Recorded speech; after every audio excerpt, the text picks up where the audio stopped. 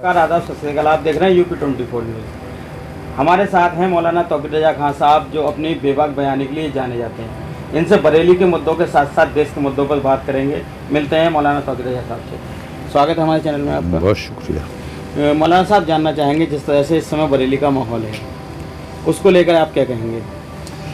बरेली का माहौल बहुत अच्छा है। कुछ फ़िरक़ा परस्तों ने माहौल ख़राब करने की कोशिश की थी।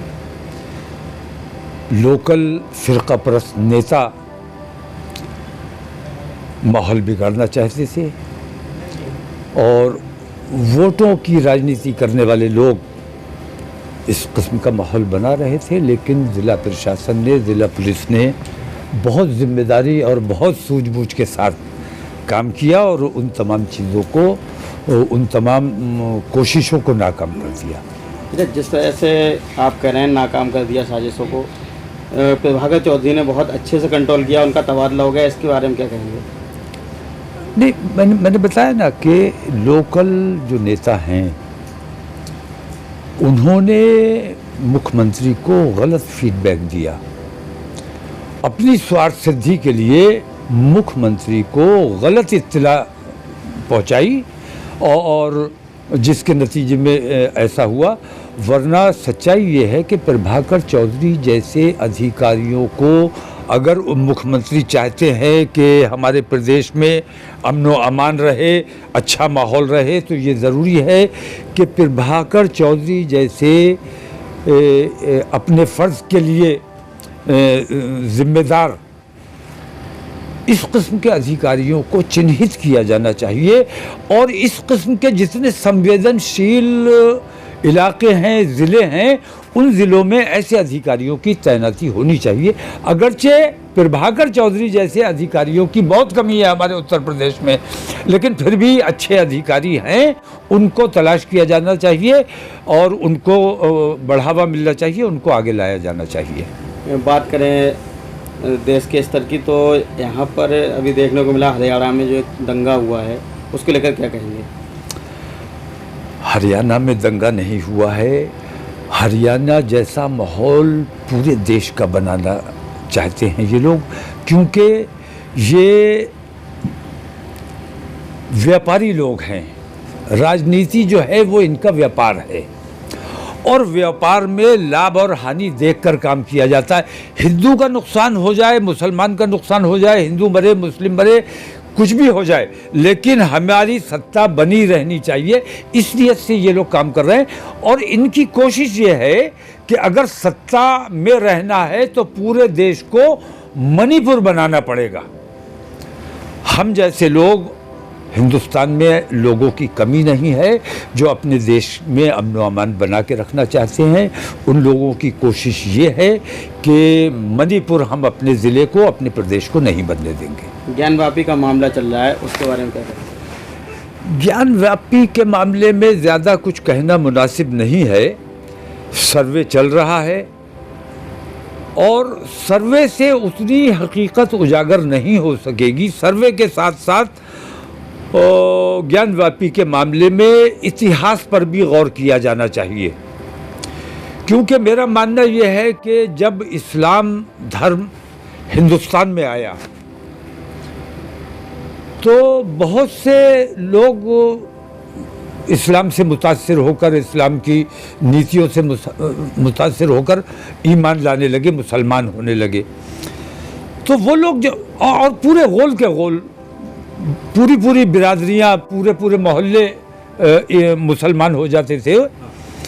तो अब पहला जो उनका तरीक़ा इबादत था वो दूसरा था, लेकिन जब वो ईमान ले आए, मुसलमान हो गए, तो उन्होंने अपने इबादत खाने को मस्जिद में तब्दील कर लिया।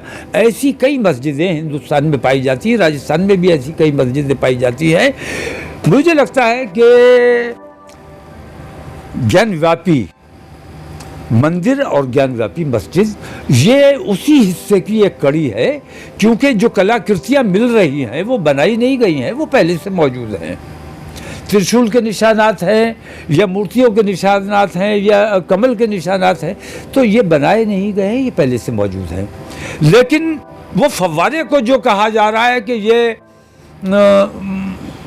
शिवलिंग है, ये ज्यादती है, क्योंकि इस किस्म का शिवलिंग हर बड़ी मस्जिद में, हिंदुस्तान की हर बड़ी मस्जिद में जिसमें हौज होता है, उस हौज में एक फव्वारा लगा होता है बीच में। उस फव्वारे की शक्ल कुछ उस टाइप की होती है। उसको अगर आप कहेंगे तो फिर तो तमाम मस्जिदों में शिवलिंग आपको मिल जाएगा। तो मैं ये कहता हूँ कि बाबरी मस्जिद आपने ले ली, ठीक है। अब आप ज्ञानव्यापी लेना चाहते हैं, ज़बरदस्ती सर्वे कराया जाएगा, चुनी कराया जाएगा, चुनाव कराया जाएगा, मुकदमा कराया जाएगा, बल प्रयोग किया जाएगा, हुकूमत की मदद ली जाएगी, हुकूमत का दबाव बनाकर कोर्ट से फैसले कराए जाए। इन तमाम चीज़ों का कोई मतलब नहीं है। मैं ये कहता हूँ कि जिन हिंदुओं ने मुसलमान होकर अपने मंदिर को मस्जिद बना लिया, उन मुसलमानों पर दोबारा जैसे इस्लाम से मुतासिर होकर वो मुसलमान हो गए थे, उसी तरह आपको उनको समझाकर, उनकी जहन साजी करके, उनसे बातचीत करके, उन पे तबलीग करके, हिंदुत्व के जो प्रचारक हैं वो लोग बात करें, वो लोग समझाएं, तो वो लोग जैसे मुसलमान हुए वैसे वो हिंदू हो जाएं। हिंदू हो जाएंगे तो अपनी मस्जिद को वो खुद मंदिर बना सकते हैं।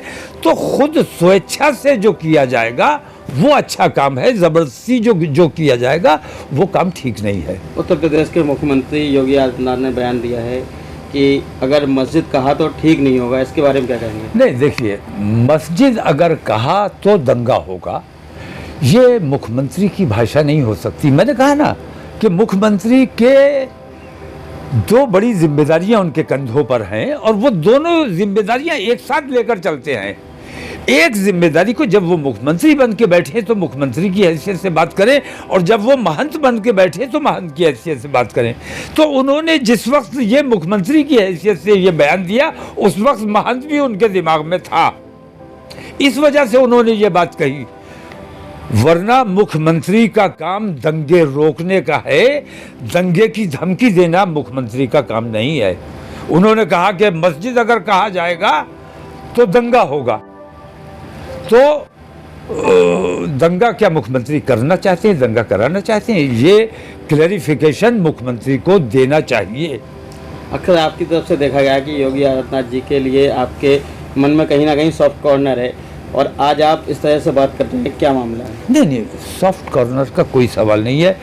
मैं हमेशा सत्ता का विरोध करता रहा हूँ। कांग्रेस की सरकार थी तब भी मैं संघर्ष की राजनीति करता था, यहाँ समाजवादी की सरकार थी तब भी मैं संघर्ष की राजनीति करता था, और आज भारतीय जनता पार्टी की सरकार है, मैं संघर्ष कर रहा हूँ। लेकिन जब जिसकी जो अच्छी बात होगी, जब मुझे बुरे कहने को, जब बुराई को बुरा कहने के का मुझे अधिकार है, तो अच्छाई को अच्छा कहना भी मेरी जिम्मेदारी है। मुख्यमंत्री के जो अच्छे काम हैं मैं उनकी तारीफ करता हूं, जो ठीक काम नहीं मुझे नहीं लगते हैं मैं उनकी मुखालफत करता हूं। अक्सर आप एक बात कहा करते हैं कि मीडिया को एक विलेन चाहिए, और अपने आप को आप विलेन बताते हैं और कुछ लोगों को हीरो बताते हैं, क्या मामला है? मौजूदा मीडिया जो है, बिकाऊ मीडिया, गोदी मीडिया, ये मीडिया नहीं है, असल में ये धंधा खोल के बैठे हुए हैं ये लोग, और अपने चैनलों के जरिए दौलत कमाना, टीआरपी कमाना इनका मेन मकसद है। और किसी भी खबर या किसी भी बयान में मिर्च मसाला लगाकर उसको चटपटा बनाकर पेश करना ताकि टीआरपी बढ़े, उसके लिए ये जैसे फिल्म होती है, तो फिल्म में आदमी का दिल तभी लगा रहता है जब हीरो और विलन लड़ते रहें। तो इस किस्म की लड़ाइयाँ जैसे मुर्गे लड़ाए जाते हैं, हर चैनल शाम को अपने चैनल पे मुर्गे लड़ाता है, और इन्होंने कुछ लोगों को दंगाई जो हैं, जो आतंकवादी हैं, जो फसाद करते हैं, जो फिरका परस्ती फैलाने का काम करते हैं, उन लोगों को हीरो बनाकर पेश किया जा रहा है। और जो अमन व अमान की बात करते हैं, प्यार मोहब्बत की बात करते हैं, एकता और भाईचारे की बात करते हैं, वो लोग इन चैनलों की नज़र में विलन है। तो विलन और हीरो बनाकर ये अपने सारा टीआरपी का खेल खेलते हैं।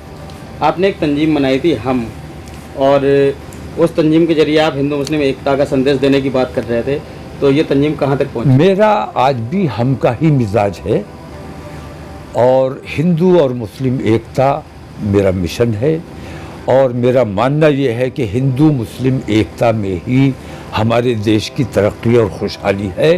इसी एकता की बुनियाद पर हम अपने देश में अमन व अमान कायम रख सकते हैं। ये थे हमारे साथ मौलाना तौक़ीर रज़ा खान साहब, जो अपनी बेबाक बात कहने के लिए मशहूर हैं। तो लगातार ताज़ा अपडेट के लिए बने रहिए UP24 के साथ। मैं अपने सहयोगी अली अहमद के साथ हसीन दानिश, बरेली।